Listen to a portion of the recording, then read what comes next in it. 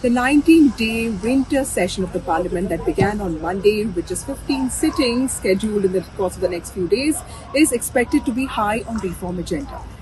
This is because 9 of the 14 bills that have been registered as part of the legislative agenda that are supposed to get introduced in the course of the next 19 days are aligned with the economy of the country.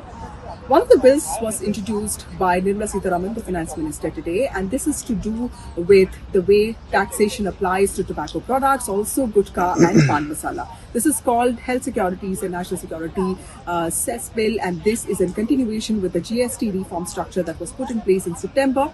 Remember, the government initiated a GST Utsav in which it talked about the kind of savings that common households will be able to make with the prices of essentials going down as part of the GST structure being reduced to just a two-slab structure that also given to a new category called the sin goods, bringing in tobacco and also doing away with the compensation cess aspect.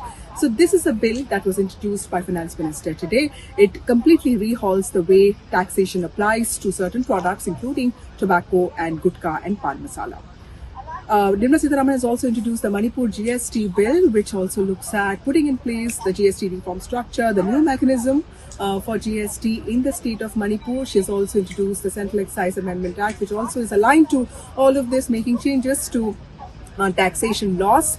Another important bill that's going to come up is to do with the FDI in insurance sector. It looks at modernizing the sector because the government feels that this is an opportunity to increase investment because it sees this as a sector with a lot of opportunity. It looks at increasing the cap from 74 to 100%. That's a bill that's also going to be introduced in the course of the next few days. There's also the Jan Vishwas Bill 2.0, which looks at doing away with minor offences, which also looks at, in some ways, decriminalizing a lot of offences and also reducing compliance burden specifically on somebody who wants to start a new business. In short, it looks at ease of doing business and making regulation and compliance and starting a company easier in India.